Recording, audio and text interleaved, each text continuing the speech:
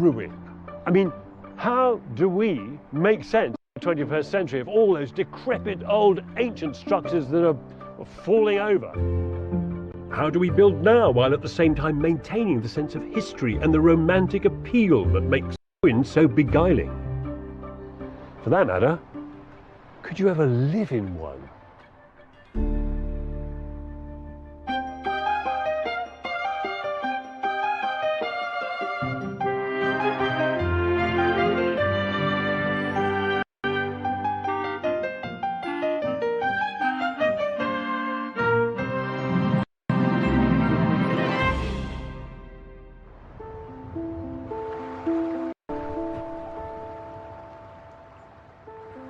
In a secluded valley in South Cumbria sits this exceptionally romantic industrial ruin on the verge of collapse. It's recently been classified as a scheduled monument by Historic England, which means any modifications require consent from the Secretary of State. Yet one young Cumbrian couple, Rob and Ruth, have an audacious plan to preserve the magic of the ruin while at the same time adapting it into a modern home. I found it and been obsessed with it for the last 7 years, almost like a bit of a magical place. Rob brought me here the first time I came to meet his parents. I just fell in love with it. It was the perfect location with a river running through it, a lot of green trees. Over 200 years it's had a variety of uses.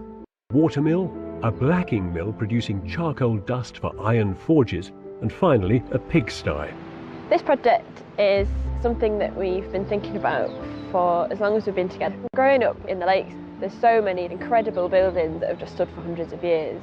You should have to do that, and we just haven't been able to get it out of our heads. It's a fairy tale, it's a valley of its own. And that's what I love about it. Yeah.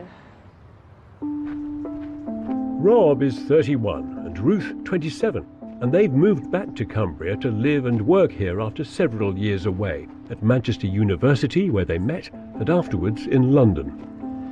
Moving back to Cumbria, it was always just a question of when, like that was always the end game. Lake District's an amazing place, a lot cheaper than living in a city, and you get all the advantage of like, living somewhere like this, which is amazing. Until their new home is complete, they'll be living a stone's throw away in this annex next to Rob's parents' house. And to help pay the bills, Ruth and Rob, who's an architect, have established a small architecture practice in Ulverston nearby, working on mixed projects. It's good to kind of work with like small clients, doing the work that you enjoy doing, meeting really nice people that want a bit of good design. I'm intrigued to know how on earth Rob and Ruth intend to keep this tottering scheduled monument standing while adapting it into anything like a comfortable contemporary dwelling. You see, every good ruin needs a tree growing out of it, doesn't it? Hiya. Hello. Hi. Oh, how are you? Pleased to meet you. Ruth. Nice to meet you. And you. You're getting your hands dirty. Yeah? Yeah. There's something about the place which is very special. All I can hear is water and trees moving in the wind and the sound of birds. So when you explain this project to people who've never been here, who don't know it, how do you describe it? Derelict wreck that we're plonking a lovely new contemporary style building inside that's going to be half house, half a workshop and office, but then something that opens up massively into countryside. So big doors at the back so you can hear all the river, and a roof garden so you're up with the trees. But we've always wanted to reach here. If I owned a ruin like this and Heritage England decided to suddenly list it as a scheduled monument, I'd want to sell it immediately. All of the pressures of conservation and, you know, kind of the status of every stone, and a nightmare, no? We would never have knocked it down anyway, even if it wasn't a scheduled monument. We always wanted to keep that little bit of the building's past, I suppose, before we add a touch. This is an incredibly secluded and very beautiful site. Thank you very much. So beautiful, in fact. You know, be very careful because it's so easy to touch, isn't it? Mm-hmm. Yeah. Rob and Ruth ambitiously hope to avoid trashing the place by conserving the dilapidated characterful mill buildings as they are. The existing walls slot in an entirely new timber frame structure, as though the new is growing out of the old. But first, because these are protected buildings at risk of imminent collapse, they need to be made structurally sound, a job fraught with difficulty and some danger. If, and it's a big if, this first conservation phase is a success, Rob and Ruth will lay new building foundations inside the old structures, then slot new insulated timber frames within them, all capped off with a fiberglass roof to form two new and voluminous larch-clad structures, peeping out from the remnants of an ancient mill. The south building is to be a workshop and architecture studio. The larger north building will become the centrepiece of this project, a 250 square metre two-storey home. The ground floor will contain a large open-plan kitchen, dining room and living room, with a very large 7-metre wide window that'll visually connect the building to the beautiful river valley just outside. There'll also be a more private snug with a wood burner. Upstairs there'll be a bedroom for Rob and Ruth, along with 3 other rooms. Above that will sit a roof terrace with food growing, a dining table, plenty of eating, and a pizza oven. It's a very imaginative idea for preserving a ruin, giving it new use and also making a new home that's chock full of character from the off. But the design is also complex and hybrid and technically extremely challenging, and Rob and Ruth are fledgling self-builders. How much did you pay for this site? 110,000. And how much is it going to cost to do? Well, we've got about 250,000. That 250 includes the cost of doing the workshops? Yeah. Yeah. Okay, blimey, right. And how are you paying for it all? Going to be selling a flat that I've got in Ulverston. Then my dad is going to be giving a family loan, about 100 grand, and then hoping to get... Which is his retirement fund. Whoa! So he's basically investing his retirement. Yeah. Not like he's kind of got 100 grand to burn here. No. And then we're going to be getting a mortgage as well. You use some of that to repay him? Yeah. Very good. Very grateful. When do you hope to move in? We'll be in by December next year, so 18 months start date. Okay. But have you built a house together before? No. Have you built a house as an architect? No. No. Have you designed a detached house before? No. Nope. I've never designed my own house before. In other words, you're at the jumping off point ready for it. Yeah. Yeah. There is no better opportunity than your own house. Yeah, exactly. Trial and error on your own house. It is a bit daunting, but we're comfortable with it. Like Ruth's going to project manage this build. For the most part, we'll be doing a lot of the work. You've been mucking in yourselves. Yeah. Stonework, doing all the stonework That's why ourselves. we're doing it. Yeah. I think sometimes in architecture, though, when you're detailing something, some details and they look so complicated, when you actually build something, buildings are simple, really, especially this type of building. I suspect this project's going to prove exactly the opposite. So I'm trying to get my head around this, because Rob and Ruth have got £250,000 with which to restore and stabilise a crumbling scheduled ancient monument and then build a new house within it down a rather difficult track, which makes the site quite inaccessible. And they're trying to do as much of it themselves as they possibly can. And that, altogether, is about as far from simple as you can get. Before making the mill buildings safe, there's a more urgent task, that of felling 10 big, mostly rotten trees on the steep overlooking hillside, which are at risk of collapse and threaten to destroy the mill directly below. The dangerous trees are right above the house. It's better to do it now than when there's a new building there. It's costing £11,000 for a specialist tree surgeon, Alec, and his team to carry out this extremely difficult work. It's as far as your abilities go, really. We've got a combination of it being incredibly steep, really big trees, some of which are rotten, and the access is terrible, so we can't get big machines here like cranes that you normally might use to take trees down like this safely. It's dangerous and you've got to be careful and have your wits about you. No more so than now. They're about to fell one of the largest trees here, an 80-foot beech beech, which, if it falls the wrong way, could crush the mill below.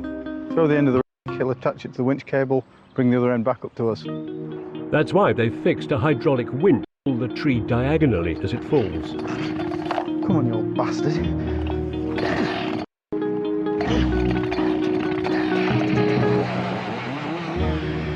From here, that tree this direction, quite sizable wood, really. Yeah, so this is one of the biggest trees.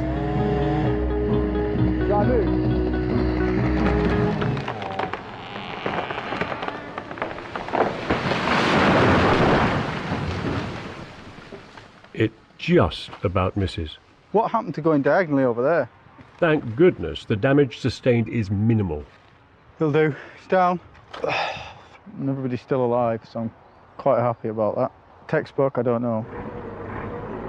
It takes a further 6 weeks to cut and clear over 150 tons of timber from the site, which is now looking a lot barer.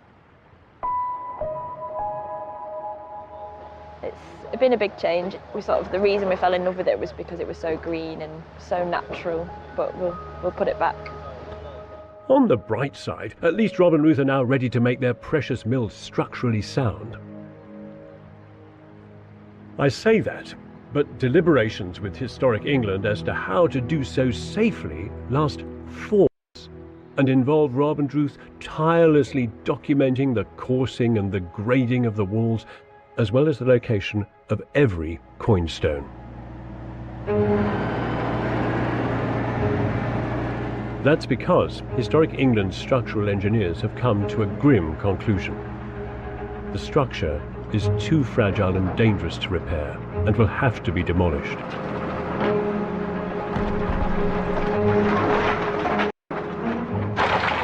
Oh, so easy to come down. Now this verdant valley and its historic buildings are going. They're going to have to painstakingly rebuild the mill around their new house. A job harder than ever and absolutely not what Rob and Ruth had intended. We would have liked to have kept more of it, but it's structurally unsound. It's sad to see it come down, but it had to happen. In just a couple of hours, the 200-year-old South building has been reduced to rubble. Oh my word. Oh! It's like a bomb has hit it. There's nothing left. It's all...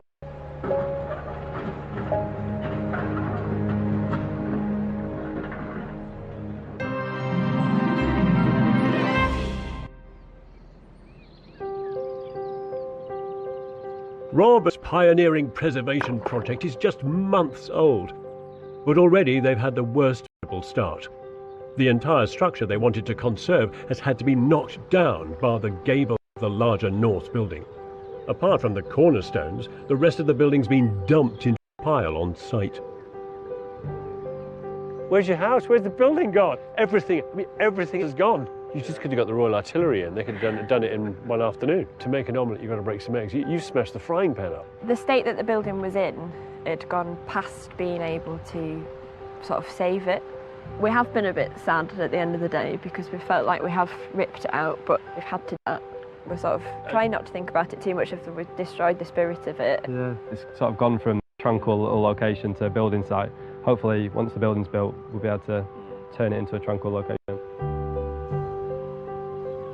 I wish I could share Rob and Ruth's naive hope that they can simply recreate the spirit of this place. You know, so often when people buy an old house, they do so for the atmosphere of the place. And then, of course, they rip out all the windows, put in new skirting boards, paint it, and build an extension. And then they're surprised that the atmosphere's evaporated somehow. Well, of course it has, because it's not ethereal. It actually resides in the tens of thousands of tiny details in the place. And so it is with this valley. The trees, the mosses, the flora of this place has sort of been stripped out. The buildings have been taken away. And this set of buildings started as a pile of stone quarried from the cliffs behind me here. And that's what they are again. Oh dear.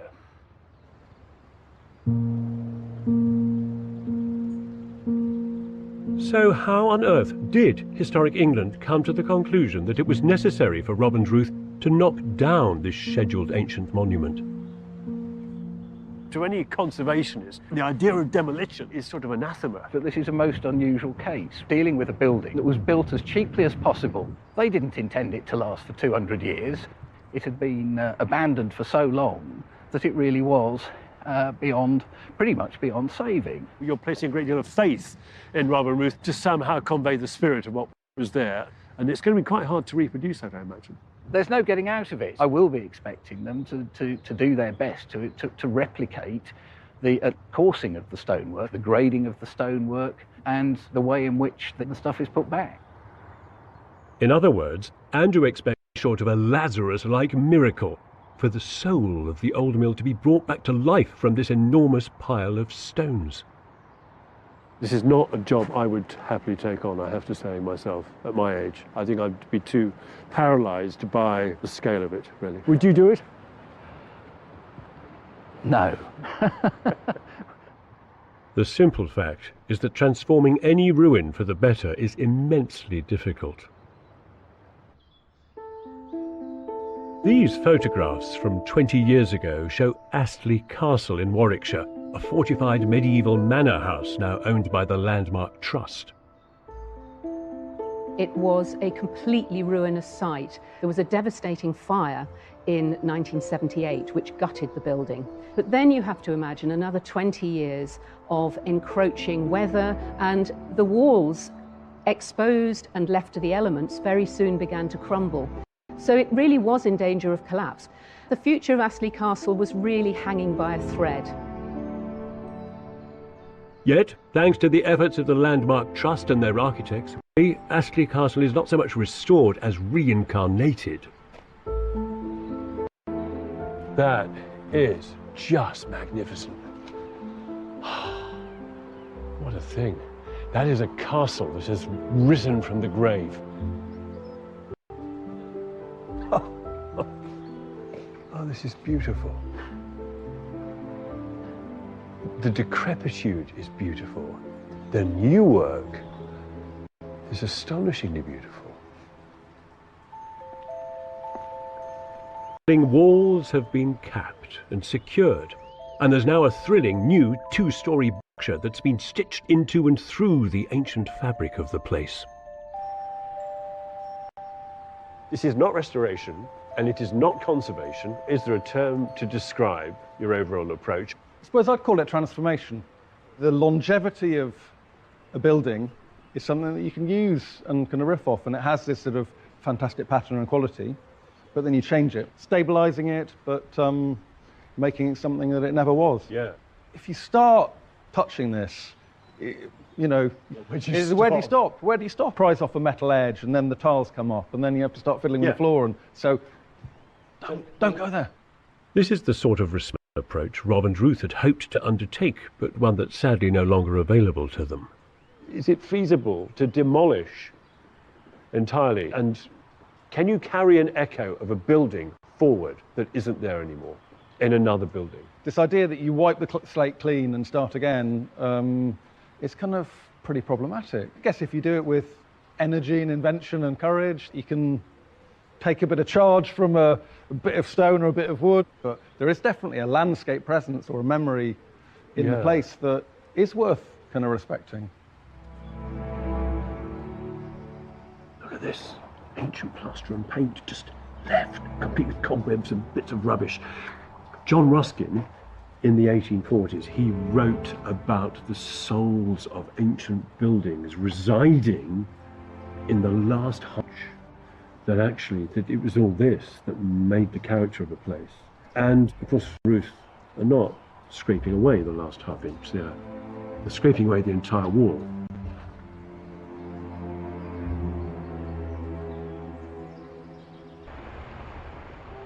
Rob and Ruth have been forced to revert to Plan B. They'll now need all the optimism and courage they can muster to make their full reconstruction a success. Helped out by Rob's dad, they start building new foundations for the contemporary structure that'll sit within the old walls. Well, the plan today is to dig the foundations and get it set out, ready for concrete tomorrow, all ready for a 9 o'clock start. But digging foundations so close to a river inevitably leads to issues. We've got our own pool. It's like a moat here, so we've got a generator and we've got a pump. So in the morning, we're going to pump out the water, and then hopefully it won't flood. Fingers crossed. There's always going to be a risk, but we're prepared for it, so it should be fine. Not worried about it. But the following morning... It stopped again. is it doing this? That pump's absolutely useless. Thanks to their old water pump, the foundations are still full of water and the concrete truck's expected imminently. Too much faith in one pump. The water there's starting to go back in. If the poor can't go ahead today, they'll have wasted hundreds of pounds. Right, concrete's here. Right. Luckily for them, it's taking time to reverse the truck down the narrow lanes. Okay. Although it soon transpires there's a more urgent problem. Access. The Grade 2 listed bridge onto site is too narrow for the concrete truck to get over. So they enlist the narrower dump truck to get the concrete to site. Well, I'm just saying I hope I can get the height to go in there. Only now they can't get the dumper under the spout. They're going to have to improvise. Bit more. Fine, well. So, something that I can reverse and I'll be higher than this.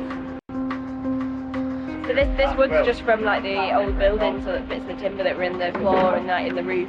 Never take anything off site because you'll always use it. Yeah. Is that high enough? It should be, yeah. Finally, they can transfer the concrete onto site, by which time, mercifully, the foundations are free of water. Should be plain sailing now. By 3 o'clock in the afternoon, Bye now. the foundations for their new home are complete. Foundations. Yeah, we've actually made progress, which is good. The next step is to lay the block and beam floor on which the new timber frame home will sit. 4.5 months into their 18-month schedule, they seem to be on a roll. So how long then to get your blockwork up and your beam and block floor in? This week, we've got 8 weeks to get the block and beam in, which is fine, plenty of time. We've got 8 weeks until the timber frame turns up. Windows will go in shortly afterwards and then we'll be, hopefully, watertight for Christmas. Seriously? Yeah. But Ruth's optimism turns out to be optimistic. The drawings for their timber frame make it clear that the new foundations alone aren't going to be enough to safely support the enormous weight of the timber and steel structure above. An engineer has advised Rob and Ruth that they need to install a capping beam to more robustly join the new foundations with the original stone wall. It'll take time to design and build. Because of the size of the building and the sort of the expanse of the open plan, the capping beam has to be in there to sort of enable to load. It's a major setback, and as a consequence, it's 6 months before concrete's being again poured into the more robust foundations. With a trifling budget, thank goodness there's an unskilled, i.e. free, labour force ready to help. Today is very much a family affair. Robert and Ruth, of course, myself, and then Robert's uncle and his friend, all cheap labour. I've done some labouring in the past and we're a close family and we decided just to help. You can see where the sort of final floor level is going to be now. So yeah, it's really exciting. Unbowed, Rob and Ruth's determination to keep going is remarkable. It takes a further 5 days to install the 125 beams and 1,600 blocks that make up the ground floor on which the timber frame will sit. I think we've done a good job. It's taken quite a bit of time to do it, but it's a money-saving thing. It's been interesting doing it, and we've learned various things along the way. Despite the hiccups, having done so much of the work themselves, they've spent £40,000 of their £250,000 budget, half what you'd expect at this stage. The knock-on, though, everything takes so much longer. By the time the timber frame arrives, Rob and Ruth's original 18-month schedule is almost up. The frame company have to get around 12 tons of steel and timber over the tiny list bridge. That's down to Tom, their installation manager, and his telehandler. Yeah, we've got some big steel there, quite a thick gauge. I'm quite surprised that they've actually been able to do it as they have, really. It takes the professionals 3 hours to transport the ground floor steel and timber, bit by bit, onto site. Now they need to assemble the steel and structural insulated timber panels that'll make up Rob and Ruth's new home. Oh my god, it's so weird. So strange. That is 5 years of work. 5 years of staring at a computer. and it going up.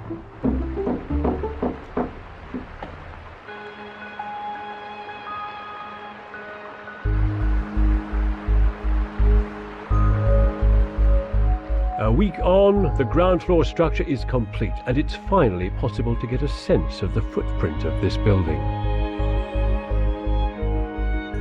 That building is twice as big as I thought it would be. How are you? All right, thank you.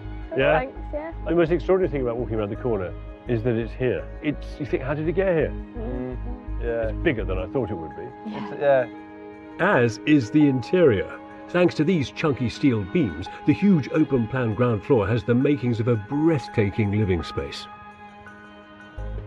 This is your big window.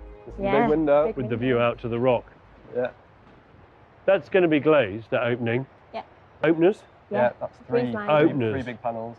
So you can open that, Yeah. and the entire building will then reverberate to the sound of the water. Yeah. That's all very tantalising. But first, Rob and Ruth face a somewhat epic one they hadn't ever expected, but one which is now going to determine the success or failure of this project. The painstaking reconstruction of a ruin around the new timber and steel frame. You're going to try and reinstate the echo of the old mill. Yeah, like pay homage to what the building was and reuse the materials that were on site. So the wall's going to come in what, about here kind of thing? You're going to suggest as though somehow this is sitting within Yeah, like the old wall. inside it, yeah, like we've dropped it in. What I absolutely loved about this building was the look of it and the look of it in its ruinous state. Yeah, Yeah. see, so my problem there is it's no longer a ruin. It's it's been dressed. From the point of view of historic England and conservation, the thing is that you've got this obligation to put something back. Yeah. How are you going to detail that? To figure out when it starts getting built. Maybe Rob's laid-back approach is right. Maybe what's needed is an homage. One thing's for sure, you cannot fake history. So this wall sits just down the valley from the blacking mill, built from the same stone at the same time over 200 years ago, and covered in moss and ferns and algae. It's something that can only have emerged here with the passing of time. And yet, reproducing it is sort of what they have to do. I just don't know how they're going to do it. Because no matter how hard you try, it's going to end up looking slightly as though it was designed by Walt Disney.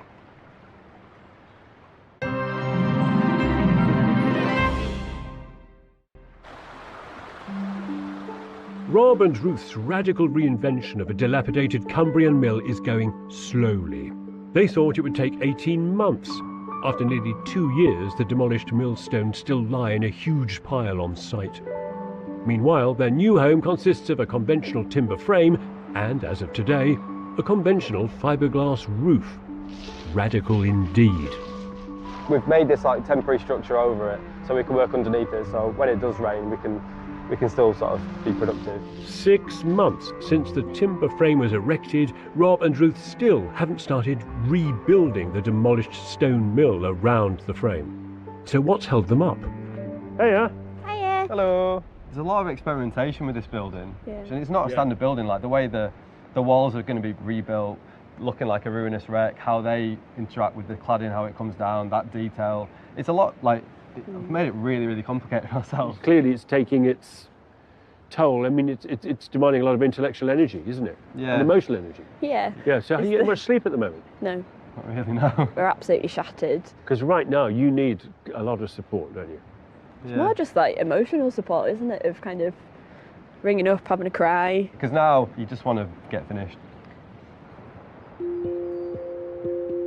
Thankfully, late spring sees an important milestone reached with the installation of 38 prudently sourced windows at a reasonable cost of £28,000. It's just going to be nicer to work in here because it's quite cold. Rob and Ruth aren't afraid of hard work, saving several £1,000s installing a weatherproof membrane themselves, stoically determined to keep going no matter what. But this slow rate of progress, now over 2 years, hasn't escaped the attention of Rob's dad, Paul, an eminent engineer who recently finished his own project, the timber bridge next to Rob and Ruth's home. Does it surprise you that it's been as slow as it has been?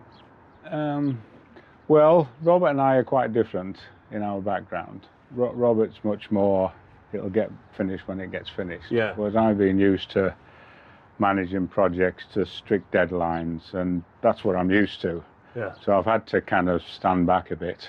I sometimes have to bite my tongue, but that's just the way we are. Yeah, well, you're the father of an architect, of course. The engineer and the architect. Yeah. Yeah, absolutely. Yeah. I'm here to help whenever you want. Yeah, they're on a big learning curve, but they're learning fast and learning good. Yeah. As long as they've got the power and a water supply and it's habitable. But even these bare necessities can't be taken for granted.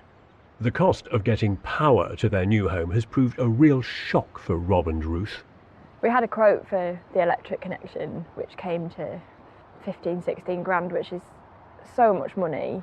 We then found out that the heat pump that we want to use uses too much electricity. They're saying that we need a better connection. So we then got another quote, and it was 40 grand. Just to connect up to the electric line, that is the cost of our whole structure of the house. Don't have 40 grand to pay for an electricity connection. It's absolutely devastating, really, isn't it? It's another stomach punch for Rob and Ruth. They'll need to fight in their negotiations with the electricity board. There is so much uncertainty still hanging over the project, so it's a welcome relief. Every stone always needs a bit of hammer work on it. You can never just pick them up and put them on. All right. When the masonry of the old mill once again starts to rise up, it's in the hands of professionals, Neil and Hayden, proper stonemasons. That one needs to move up closer to that one, just so it's tighter. I'm getting dogged here. Well, when they first approached me about it, they said they wanted it to look like it was crumbling down, so I was a bit worried really how they wanted it to look, because I wanted the stonework to look nice and neat. Not really sure how that's going to work yet. It's nothing we've ever done before, so it's just going to be a bit of trial and error when we get to it. Like everything else on this rites of passage project. Yeah, it is a big job. And again, it looks so much better than if we were doing it. It's good to see crafted people doing it. Yeah, it's class. Well, Ruth likes the stones with the moss on, so she keeps bringing over stones with moss on, and she's like, can we put this one in? Usually a stone waller is expected to do about 2 square metres a day, so me and Hayden should be doing 4 a day between us, and I think there's about 170 square metres to do in total, so you can do the maths. That's 8 to 9 weeks, by the way, and craftspeople cost money. One of the reasons Rob and Ruth have upped their mortgage by 50 grand, bringing their revised budget to £300,000. By the time I check on Rob and Ruth's progress, it's almost 3 years since they started out on this increasingly bonkers scheme. Oh my gosh, that is a set for Game of Thrones. And I mean that in a really, really complimentary way. It's brilliant. Hiya. Hello. How are you both? All right, thank you. Look at Nice you. to see you. You're like building goblins. Oh, yeah? You've really, really grown to be part of this place. Now look at the pair of you. Turning slowly the same colour as the entire valley. You know, bits of green and splodge of moss on you. Thank you. This is utterly astonishing. I've never seen anything like it. Yeah. I mean, I don't quite know what to make of it because it's sort of so unusual. Still such a crazy idea, isn't it? You kind of make a ruin. Yeah. Yeah. I think it's because this place is in a valley. It's so otherworldly. You turn the corner and you're visiting a sort of I don't know, some extraordinary enactment going on. You know, some crazy American director wants, you know, a ruined mill in a valley in northern England. But Rob's grand vision isn't complete yet, because out of the ruin will grow the larch-clad timber frame, which the 2 building goblins naturally set about installing themselves. Of course they do. After which, their attention will need to shift to fitting out their enormous 300 square metre home and workshop. But by gum, 3 years into this astonishing scheme, I'm finally beginning to think Rob and Ruth might just put something magical back here.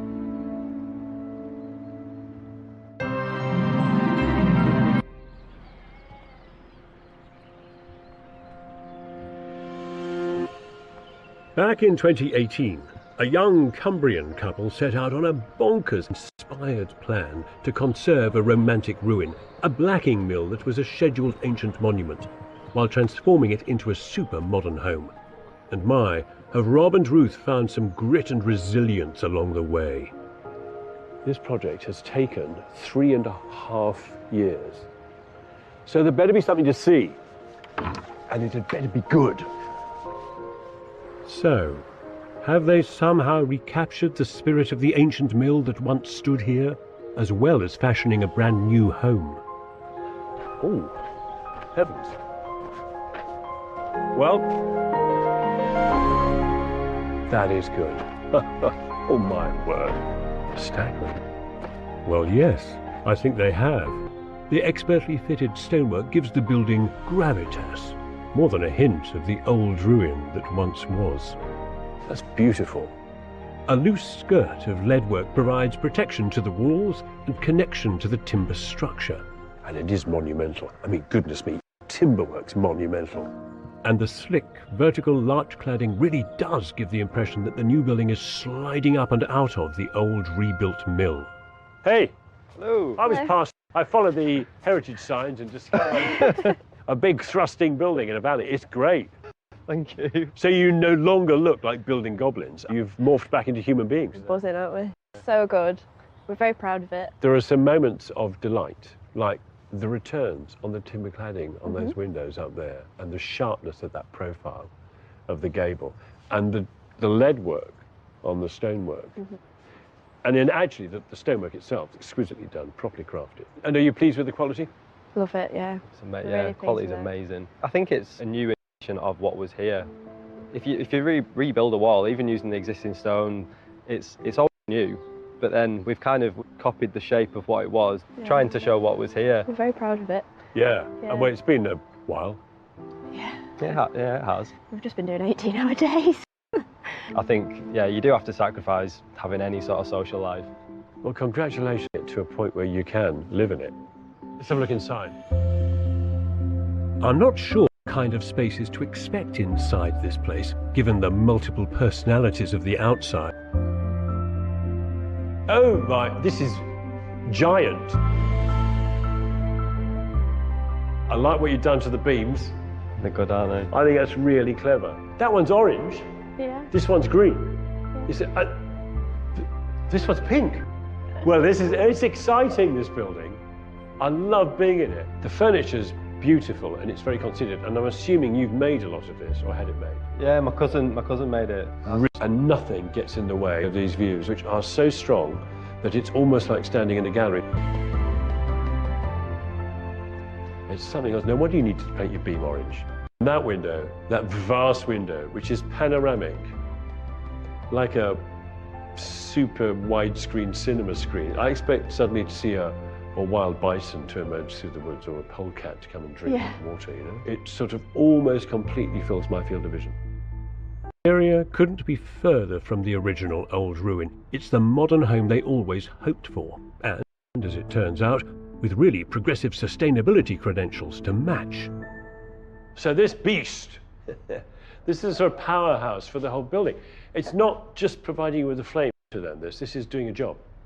Yeah, it's our heating. So your house is so well insulated, machine should be able to heat the whole thing? Yeah, I think so. Because we've got a mechanical ventilation system, it should transfer that heat through the house. Around the building? Yeah, we've future-proofed in case it isn't enough. So we've put underfloor heating pipe work throughout the floor. We just want to see what it's like to start with, just with that. Where does your timber come from? I mean, a lot of it, of course, from stuff you've found, carbon-free fuel. Yeah. Yeah. In terms of installation, we've insulated to passive standards, so we are up there with a really, really well insulated house.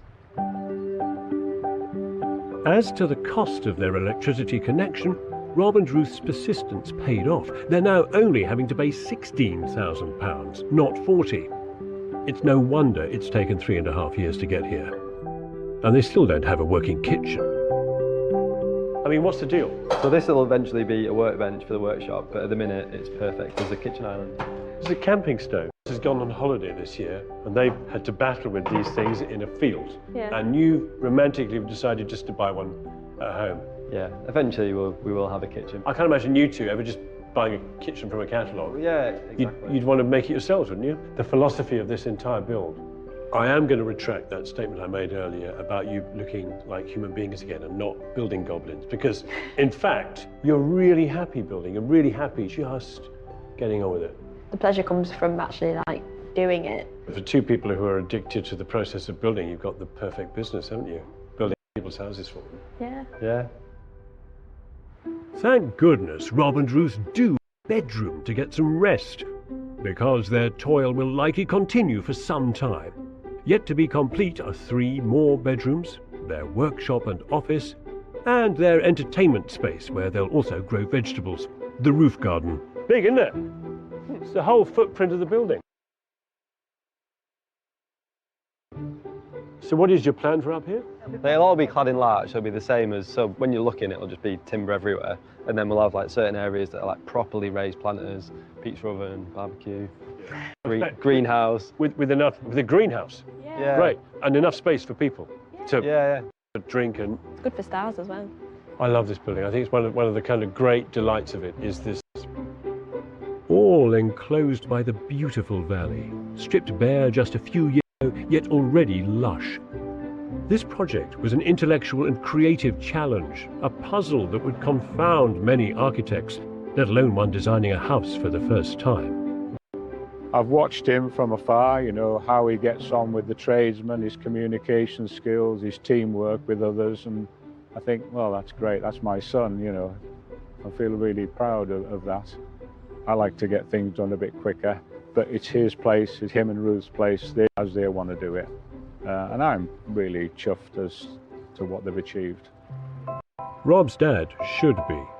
Rob and Ruth have overcome some almighty challenges, designed their feet, doing the lion's share of the work themselves, all on an extremely tight budget. So, by the time you've finished, how much will you have spent? You were intending originally to spend 250. We've spent 300. How many square metres have you got? 300. 300 square metres and £300,000. That's £1,000 a square metre. People can't build social for that. And this is a complicated job with stonework and an ancient monument. You spent £1,000 a square metre. It's like super, super cheap, like possible cheap. But it's taken a lot longer. 18 months versus 3.5 years. That's a big difference. But the reality is that, you know, we're self-employed, we've got to fit everything around it. Stuff happens, COVID happened, you know, we've never built before. Certain things just end up taking a lot longer than you think. So, but you seriously are kind of still in love with the process of building? I think sometimes you kind of... You just need a break, both of you need a break. Yeah, I think I got a bit obsessed with the build at a certain point, and yeah, we've had our moments. But it's a stressful thing. You're going to require some therapy to help you re-socialise, aren't you? Yeah. So how many bedrooms have you got upstairs? 4. 4, and that's for a lot of people. Big family. Big family, big party house. That's exciting. Yeah, it's really exciting. It does mean you have to stop work when they come. That's fine. I know. And do something social. Exactly. It'll make us do it. We've got this massive table for people, everyone to sit around. And nowhere to provide food for. Yeah. We've got a camp stove. What an amazing camp stove. Oh, sorry, you've got the camping stove. We Yes. just need to get one massive pot, don't we? Sorry, the food's not ready yet. It'll be another 4.5 hours. No. This is not the building that I suspect you, expected to see. Old ruin reincarnated in an altered state. And to be fair, Rob and Ruth wanted to keep the old place. They would no doubt have merrily carried on repairing the building for 30 years and gone bankrupt in the process. So I think I prefer what happened here. As it is, the stonework has not been Disneyfied. The craftsmanship of the work redeems and elevates it. So just to be clear, this is not a conservation project. This is not a restoration. This is a new building. But it makes an important contribution to the industrial history of this valley. Think of it, if you like, as a sort of tribute building, a riff on the past, or a retelling of an old tale. And in adding that new chapter, it does something really important. It ties in Rob and Ruth's story to this.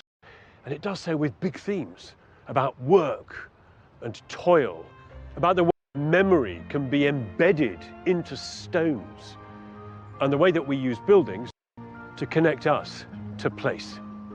Actually,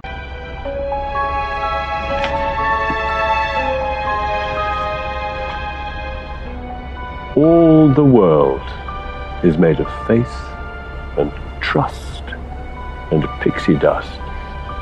That is the bewitching philosophy of Peter Pan, the inhabitant of Neverland who never grew up. Of course, the real world is nothing like Neverland. Especially in the world of construction, because architecture can do many things, but it cannot keep you forever young. There can be magic, but it has to come with struggle. And there's plenty of dust, and none of it's made by pixies.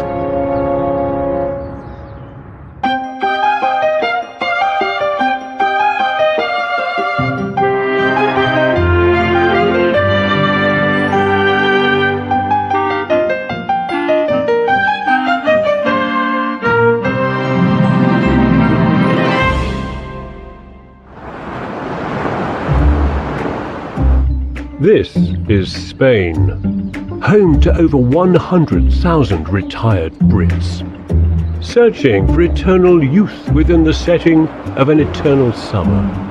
And they're refusing to get old. One of these Peter Pan spirits is Jeff. I'm at a stage in my life now where I don't know how long I've got left, so what I've got left I want to enjoy. I'm 63, but I still feel like I was when I was 23. I don't feel that I'm old. For over 20 years, Jeff has had a luxury villa in one of Spain's most exclusive resorts. So this is Calle de la Estrella, Avenue of the Stars, which is why I live here. This is the villa. Jeff grew up in the East End of London before running a successful advertising agency. But early retirement was soon followed by the breakup of his 32-year marriage. I got divorced 3 years ago, and I've just decided I want to do something with my life, and I want to see my family growing up. And if I stay out here, I won't be able to do that. For the first time in my entire life, I can just do what I want to do. No, it's not a midlife crisis. Jeff is now selling up in this Spanish paradise to build a new home for himself on the flat, grey, windswept banks of the Blackwater estuary in Essex. A move which will bring him closer to friends and family. I can go anywhere, but I'm choosing to come here. Hey, that's awesome, that view. That's just, you know, okay, the tide's out, but it's just wonderful, and the noises, I just love it. This watery wilderness is an empty canvas on which to paint a new life. Edge of the world here. This is as countrified as it gets.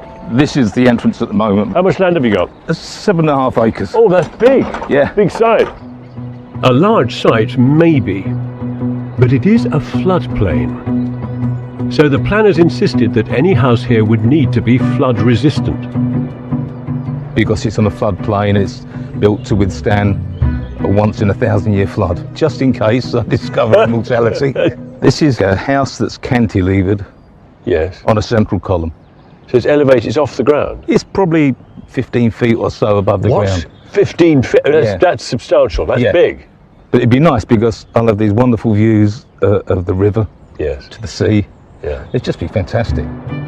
Jeff didn't have a hand in designing this gravity-defying building. He actually bought the land with planning for £325,000. But he is hoping to play a big role in building it. You done it before? Built before? No. This has always been something I've wanted to do. And because I'm that age now, I'm on the back nine. So you're retired now, is that right? I've retired 7 years now. And how's that been? It's boring. People build for all kinds of reasons.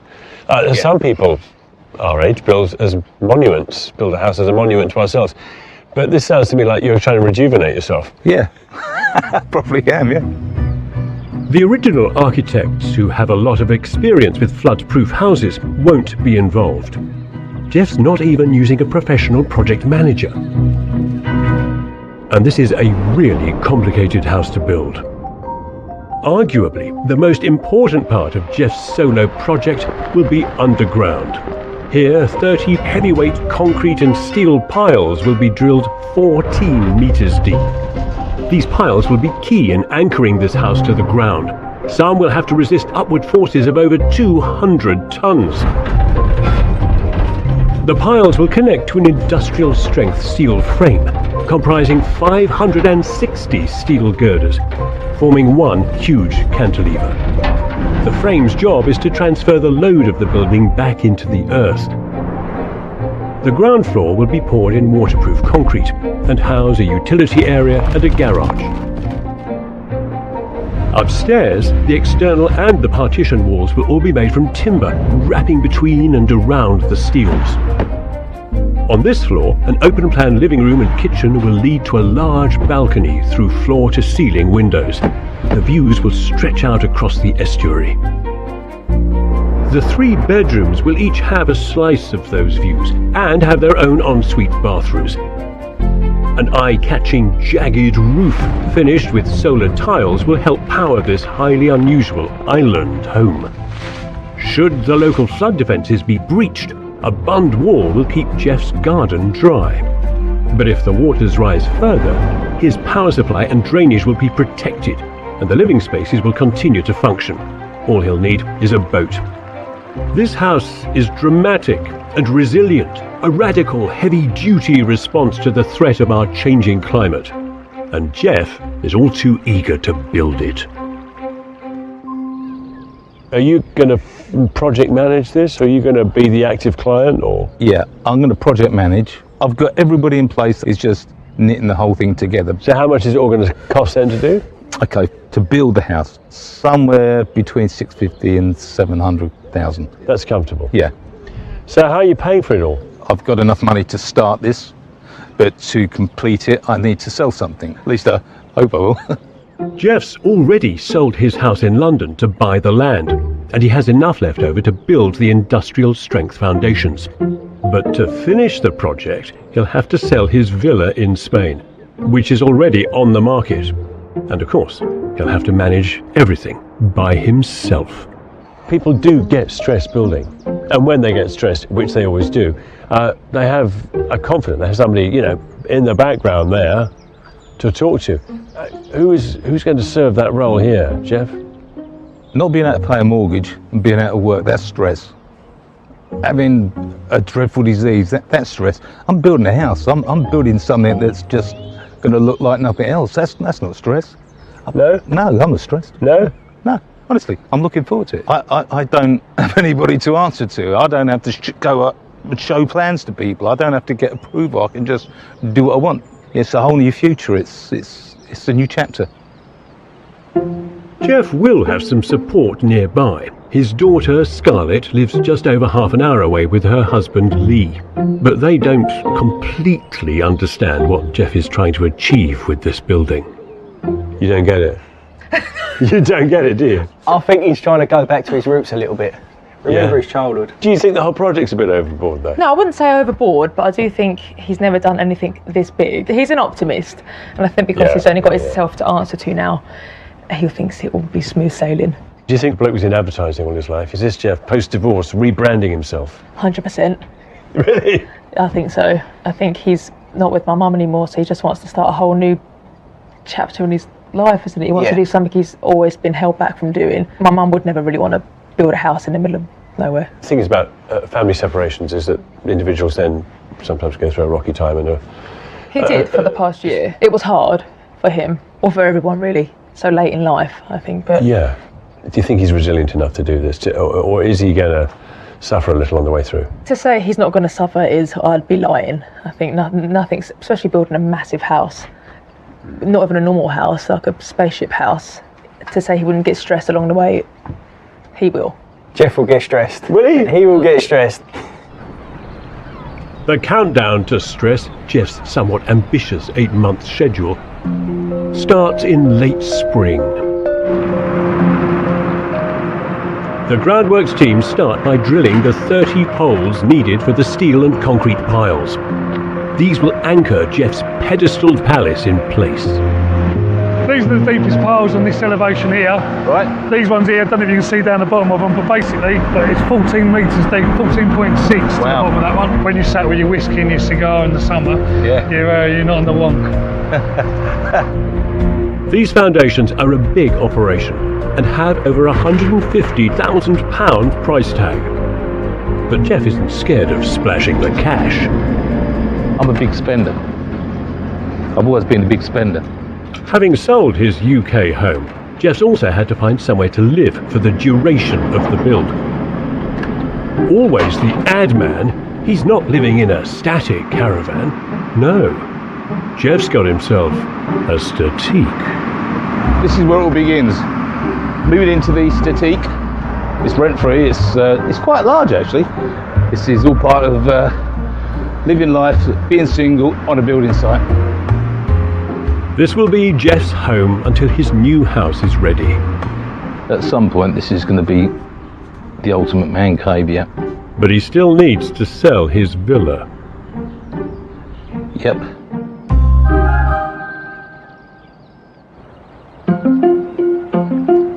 By the following month, the groundworks team are getting ready to pour the main slab. As Jeff adjusts to life in his statique, his daughter Scarlett makes her first visit to site. I'm not impressed, I have to say. God, you've got all that mud all over my shoes. Like a joke. Trampsville. Oh. Jeff! Oh, what a surprise! We're here. Welcome. Look at my shoes. Hello, baby. How you doing? Just what I cooked for you on. Scarlett is well aware that until the villa in Spain sells, her dad's future remains caravan-bound and uncertain. So how's the villa selling going? It's going slowly, but until the villa sells, I can't do anymore. Until you sell the villa, I always have that bit of worry if you're going to be all right up here. Oh, blimey. Putting money into that thing. I've taken risks in my life, that's not a risk. As you're my dad, I'll always have that bit of worry. You're not going to be run out of money. No. No. No. But of course, running out of money is exactly what Jeff is doing. The villa has now been on the market for over a year, and Jeff's stress resistance is being tested. This could be one of the last building days for a long time, yeah, until I get some money. Everyone thinks that I'm making a mistake. My bank manager thinks I'm making a mistake. An awful lot of people I know think I'm making a mistake. But the more people that think I'm making a mistake, the more I think I'm doing it right, because I've been told that my whole life. That I shouldn't be doing this and I shouldn't be doing that, I just go ahead and do it. Most of that stems from the fact that I'm always right. Jeff may be defiant, but he's now facing a long winter in a caravan with only just enough money to live on. It's been nearly a year since I came here and met Jeff for the first time. 10 months on, he's got his foundations in. But he's yet still to sell his house in Spain. If he can't do that, then his plans turn to nothing. You see, unlike the vast volumes of water that slosh around this planet, the tides of the fortunes of men are less predictable.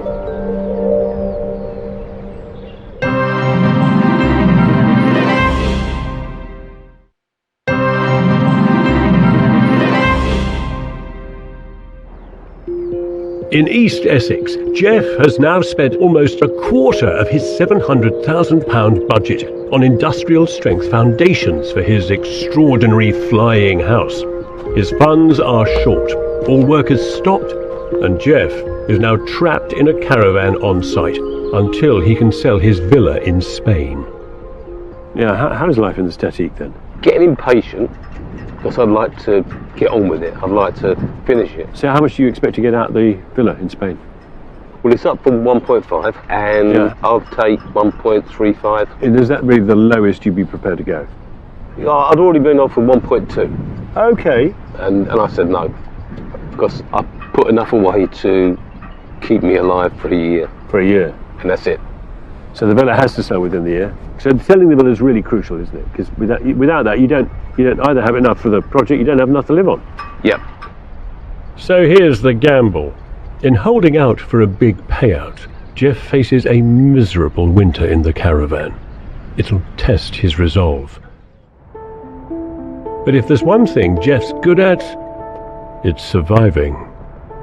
I'm a fighter. I'm a fighter. I've always been a fighter. Growing up in the East End, Jeff spent a lot of his youth in the boxing ring. You know, when you get hold of one of these ropes, all the memories come flooding back.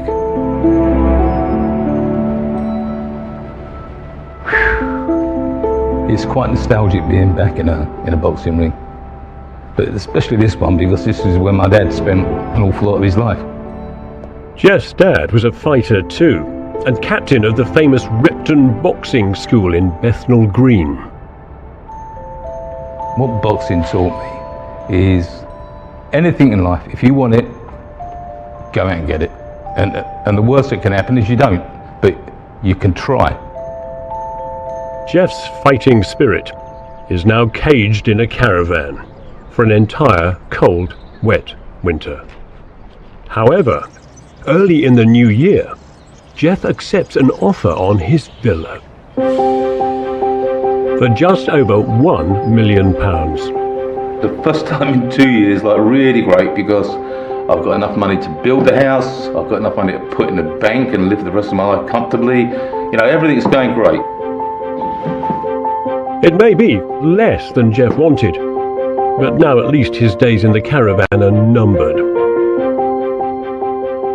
I'm getting to here with living in the Statique, and I'm not going to go through another winter. So I'm really, really glad everything's happened, because now I can get on with it and get out of that caravan. Nothing's going to stop me now. But 3 days after Jeff returns to the UK, the COVID pandemic means we are all forced to stay at home. Water everywhere and not a drop to drink. It's frustrating. It's frustrating having £1 million in the bank and not being able to spend it. But I'll spend it soon enough, and then it will go, then I wish I had more. Jeff is delayed for an agonising 5 months. But by midsummer, there are at least signs of life. £190,000 worth of steel is arriving today. Yeah. The steel frame has been redesigned numerous times. 1,500 drawings detail the huge cantilever. It's a big cantilever. No one's ever built anything like this, so it's a bit sort of, you know, we're having to 3D model every single part of it to enable us to know what order to put things up in. So yeah, it's a bit of a challenge. Jeff has now spent over a year in his caravan, so he's driving a grueling schedule that could see the house move from foundations to watertight in under 2 months. He's keeping everyone on their toes. You told me 4 weeks, right? Yeah. Well, what's that? Yeah, we're trying our best. Yeah, because I've got people coming in. Oh yeah. Yeah, that's fine. So you're right? Yeah, we'll be all right with that. So you didn't mean that then? Yeah, that's fine. That'll be all right. Steel is the only material strong enough to deliver this building's dramatic cantilever, the frame for which is one of the most complex I've ever seen. The steel going into this house is definitely not normal at all. I don't think we'll ever build another house like this. The steelwork soon begins to levitate over the foundations.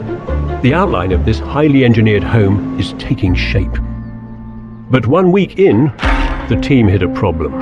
Some of the columns that we installed weren't lining up quite where we thought they'd be, and then we discovered a new set of drawings that we hadn't been made aware of, a mistake we could have done without. The discovery of the mislaid plans is not good news for Jeff's tight program. Working off the wrong fucking drawings. I'm not spending another winter in a caravan. I'm not. That's it. What with all the revisions being made to the design, no one was fully keeping track of the drawings. Generously, the steel team swallow the extra costs, although you could perhaps argue this was the project manager's responsibility. It would have been nice to have a project manager on board. Unfortunately, Jeff has taken the role. He hasn't got the knowledge that's required to do a job of this magnitude, so it's his prerogative, it's his house, he's paying the bill, so his disco. I can't be ever at fault. I'm project manager. It's my money. I'm never at fault. Right.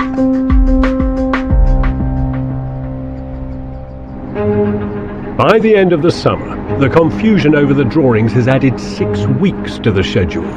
But as the steel frame grows, it's clear just how ambitious this project is. God. Jeff's home is starting to look more like an oil rig. That is a junction. That is not straightforward. Not straightforward to draw, not straightforward to build, or to figure out when you've got the drawing either, which is why people have written numbers over everything. Because how else would you know what was meant to join which bit?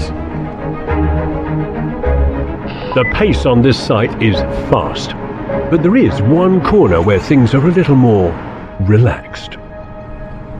This is where I have cocktails. The sun deck.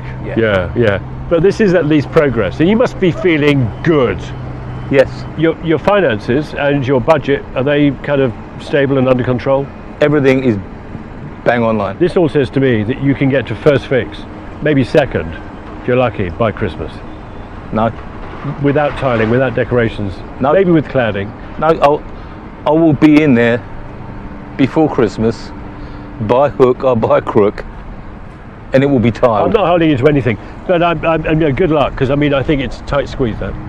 What's provided you with the stamina to kind of keep going? I won't ever be beaten. Occasionally I've lost at golf. That's a fact. You won't be beaten. No. That's a very good motto, isn't it? You should have that written above your door.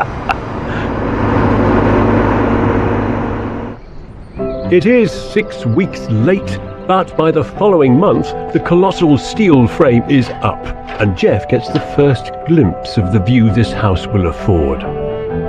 This is everything I wanted, yeah. Just fantastic view.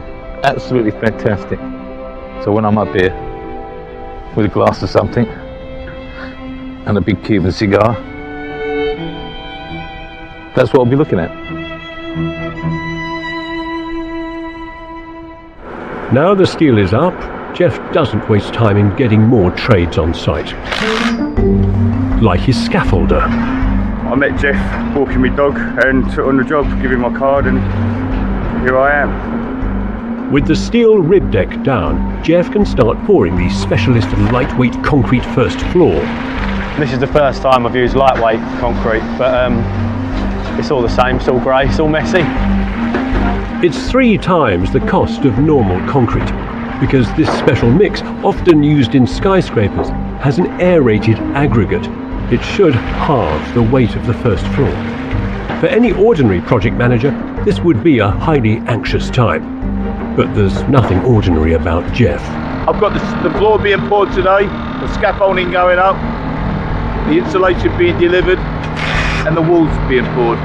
It's a busy day. But I'm going off to play golf now, so I'll see you later. Clearly, Jeff's technique for minimising stress is to avoid it altogether. A dangerous tactic.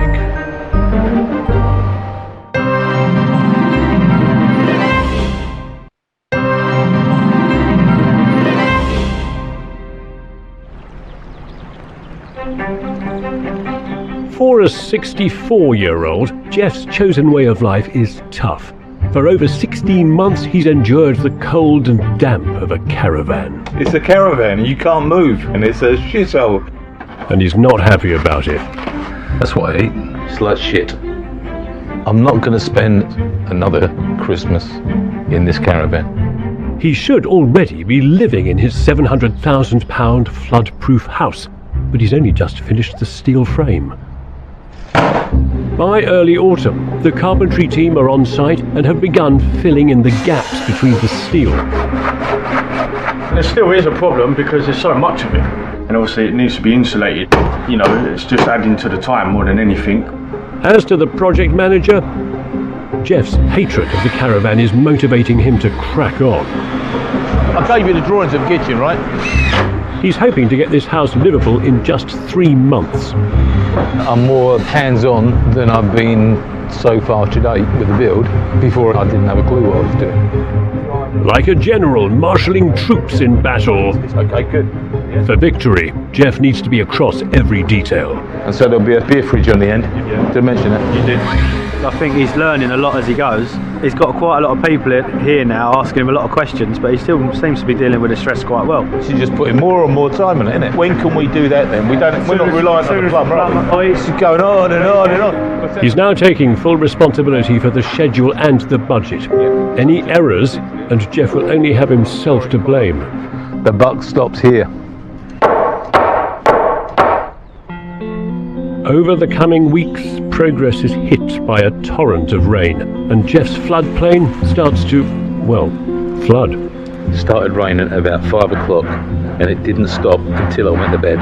I hate the wet, more than I hate Tottenham fans. With the wet comes the mud, and it's everywhere. Oh, how I love mud. Oh, do you know, this building has begun its onslaught against the water, hasn't it? It's kind of unremitting. How do you deal with the stress of project managing? I just think about what it's going to be like when it's done, and what I'll be like when it's done. What will you be like when it's done? I'll be happy. I can't wait for it to be done. How are you feeling now? Cold. Sometimes I go into shops and it's warm and I just want to stay in there. Sometimes when things start going wrong, you think, why did I do this? But that only lasts a day. And, you know, I've had a lot worse in life. The building ought to, if it works really well, it ought to really invigorate you. It ought to rejuvenate you even. Yeah, I'm sure it will. I love it. I love it. And I'm about to get it. Maybe you are Peter Pan. I wish I could fly. Jeff has been tweaking the design of this building to keep costs down. He shortened the bund wall around the garden and changed a first floor concrete wall to timber. All necessary if he's to stay within his £700,000 budget. So here's the thing about Jeff, right? He's at an age where things slow down and things stop, by which I mean money. He, at his age, can't get a mortgage, he can't get loans, he can't take out more credit cards, he can't go back to work, he can't do all these things because they're just not there for somebody in their 60s. This building represents the entirety of his assets, and there's an important conclusion about that which I'd like to relate to you, but he and I are almost the same age, and I've just had a senior moment. A month later, and the pace on this build is unrelenting.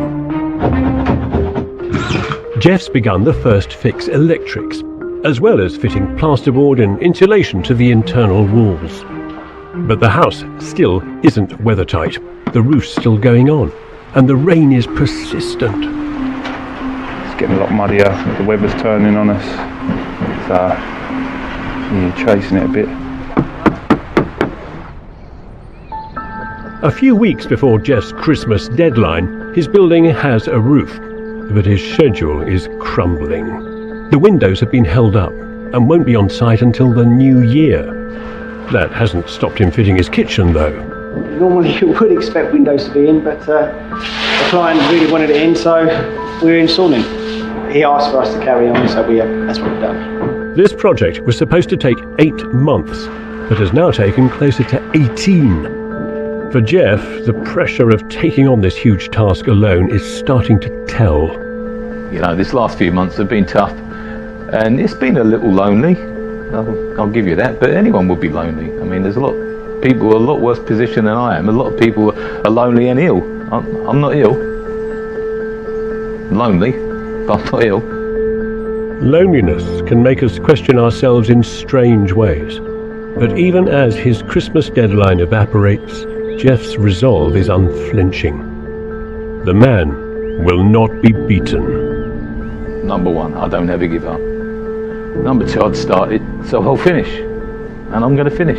I don't regret anything I've ever done in my life. Certainly not this. By the new year, Jeff is, of course, still living in his caravan. But at least his windows have arrived, I don't even know which one this is for, you know. Careful, because it's slippy. Go slow, go slow. Fitting windows to a building floating 15 feet above a sea of mud is far from simple. I wouldn't put it on there. I wouldn't put it on there, to be honest, because of holding it. Do you want to get into that position? Get that into position. £30,000 worth of glazing goes in over one day. And finally, Jeff's flood-proof house is watertight. With the interior dry, Jeff's spirits improve. He's also enlisted the help of his old friend Steve. How are you going to do this for? As a decorator's mate. I've known Steve probably 50 years. Oh, we met on the bus on the way to school. We were lovers. Jeff and Steve grew up on the streets of East London in the 60s and 70s. It was rough. There were bomb sites everywhere. In the East End growing up, people used to clean their teeth with bicycle chains. That's true. What drove me to get out was I just didn't want to be poor. I worked hard. Steve is one of the few people that's seen Jeff's fighting spirit in action in an East End boxing ring. Steve was at my first senior fight. Where's the time going? Only lasted 12 seconds. Still good at the bar afterwards, wasn't it? Yeah, got more time now. Mind your ass.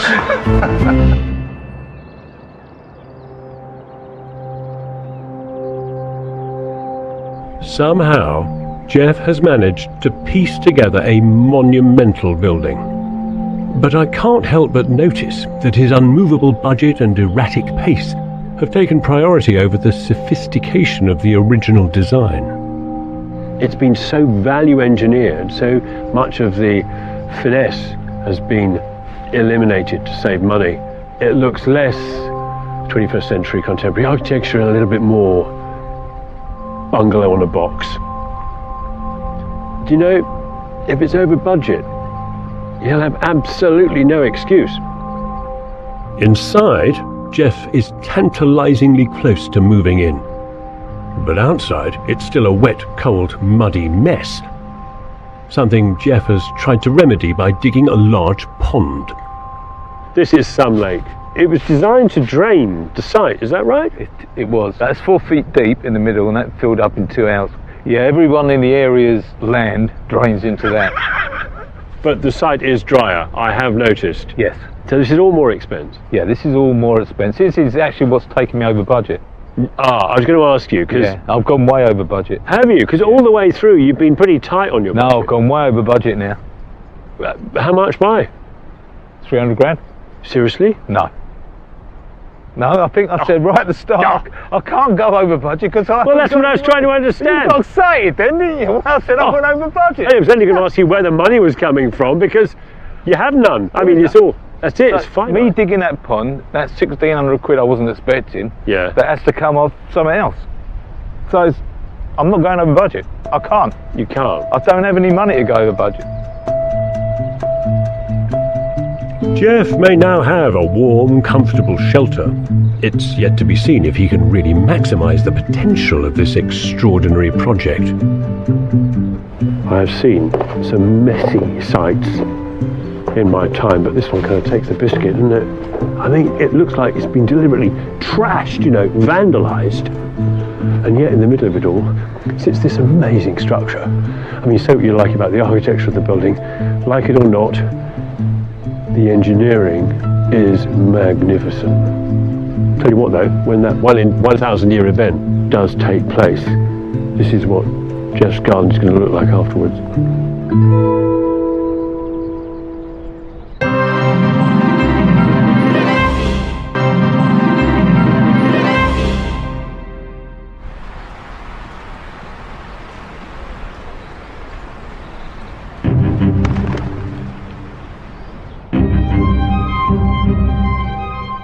Three years ago, Jeff turned his back on a safe, comfortable retirement and risked every asset he had in order to build a flood-proof house on the Blackwater estuary in Essex.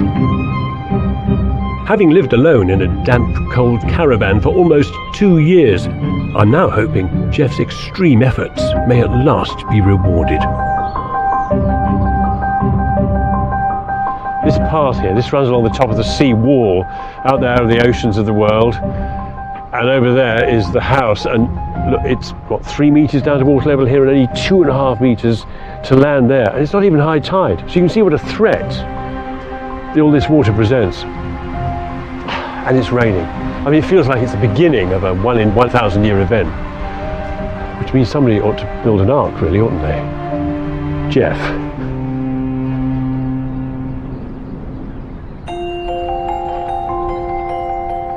The churned up earth, like a pestilent sea, still engulfs Jeff's sight. It may be 6 months since my last visit, but I am braced for disappointment. Oh, blimey. Gate posts. And a drive. And the building. Oh, my word. How could I have doubted? Jeff's new beginning hovers above the scarred earth, a clean island in the mud.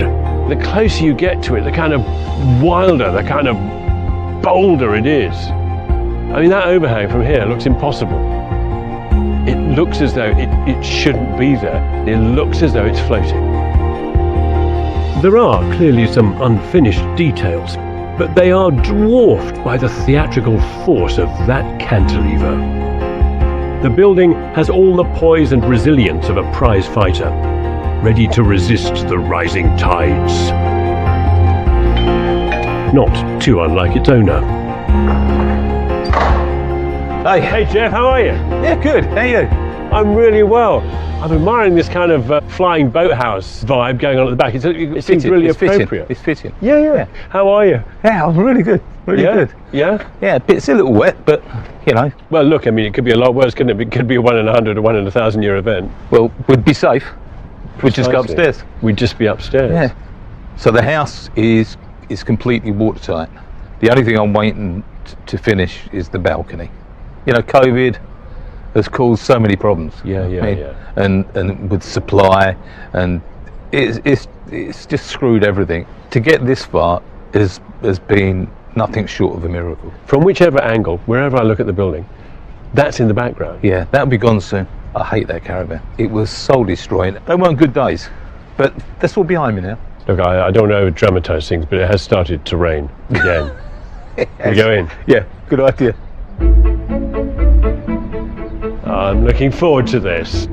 Okay, so, yeah, welcome. Thank you very much. This is a nice piece. Yeah, this was originally in my office, so... Can I use it? Sure can. Hang my coat up on it. That is great. Oh, and a massive wine rack to come in and select the next bottle from. That's really civilised. This ground floor also contains a compact utility space and an intriguing glass box. I thought this was the wine cooler, but this is a lift. This is the lift. You don't need that yet, do you? No, I don't, no, but building regs. You're just worrying about the next 5 years, mate, that's what. Yeah, well, I've only been up in that with my granddaughter. I haven't been up in that on my own, and I never will. I'm going to walk up the stairs. Let's see. You keep your finger on the button. Number 1, yeah? Ready, steady. Yeah. Oh yeah, you haven't started, come on. No, I'll still beat you, that's all. The lift may be slow, but I'm hoping it will deliver me to this building's greatest delight. I beat you. Once on the landing, you're drawn out into the main living space. Oh, look. This is the main act.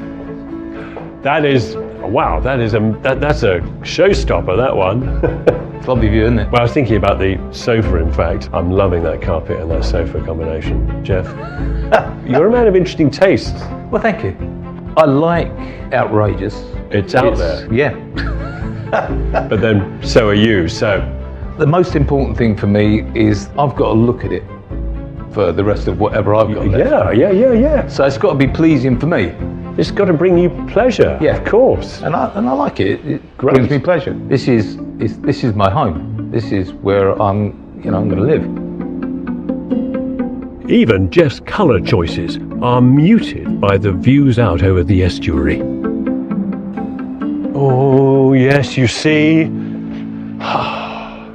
This will be full of trees. Yep. Birds, bees, dragonflies over the pond. Yep. And then you've got the wildlife of both the woodland behind, which is basically, you know, conventional songbirds, mixed with all the wildlife coming off the estuary and the mudflats out there. I have to remind myself that where we're stood is on the overhang. I mean, actually, the overhang goes quite a long way back, doesn't it? Yeah, it does. The cantilever. It does. So if I jump, what happens? I mean, yeah, you're not going to move that. Nothing. No. Nothing. No. The building is a survivor, and so are you. Thank you. Thank you. Jeff has battled through every obstacle this process has thrown at him to create this flying fortress. For so long barricaded in his caravan, he is at last surrounded by the comfort of a modern home. Jeff's bedroom is entirely unsupported from beneath and takes in views across the local sailing club. Moving through this house, there are even more show-stopping surprises. Guest bedroom, very nice, looking out over the gardens and woodland. There's a little bit of you that would like one of those, isn't there? That's quite special. Jeff's interior choices have clearly been buoyed in the knowledge that the only person he needs to please is himself. There are 2 more guest bedrooms, each with their own intoxicating views. And there's even room for a study. Look at this. This is respectable Jeff. Beautiful green carpet connecting to the landscape outside. Now that, if I'm not mistaken, is Jeff's dad. And that's what makes this house so interesting, is that it is full of the man, you know? This place doesn't look like a furniture showroom. It's not bland, it's not grey, it's not fashionable. But it is. It is Jeff's autobiography, this place. It's everything that means something to him. And that's quite humbling, that's quite magical to experience. The interior was always such a huge priority for Jeff to get finished, but his journey to get here was not easy. Obvious to all those who watched him from afar, like his daughter Scarlett and her husband Lee. Building a house by yourself, in charge, being the client and the project manager, all in one, it's kind of quite a thing to take on, isn't it? I think because also he wasn't in a house, he was in that caravan, living the life of misery. I felt so awful for him. He also had to sell his place in Spain. I've got a lot of resentment over that against him. That you haven't got a holiday home to go. He sold our family villa. It's not on. And what do you think of this place? Love it. It's very Jeff. Yeah. He's done it and I'm so proud. He done well. Then with Dad himself, I feel like he's changed. He's sort of happier. Now it's here.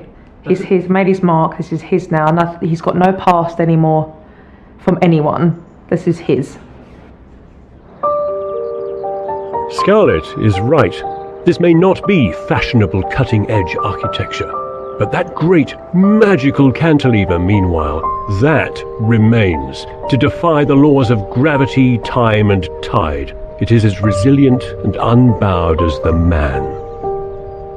You took this project on, you ditched the architects, and you kind of went alone. You didn't get a project manager either. You did. You took every design decision. I did everything not to do when you're buying a house.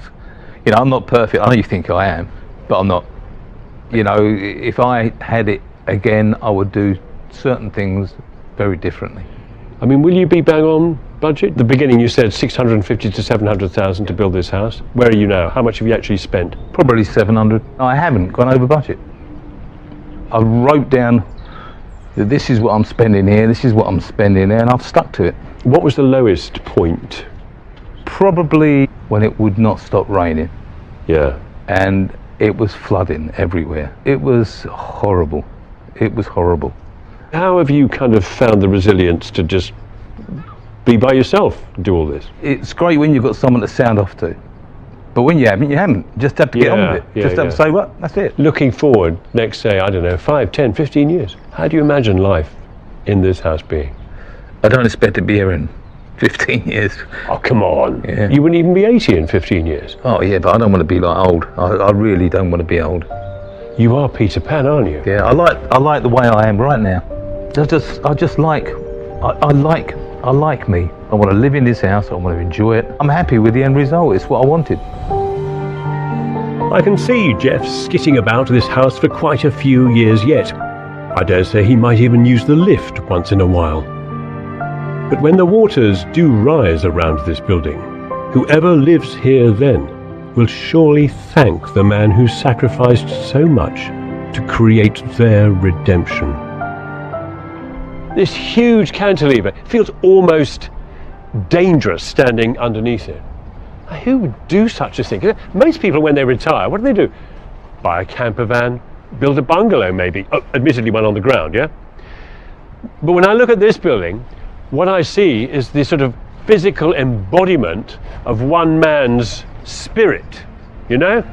Because this building, like Jeff, it's a bit of a bruiser, you know, it's a fighter. This one's fighting against climate change.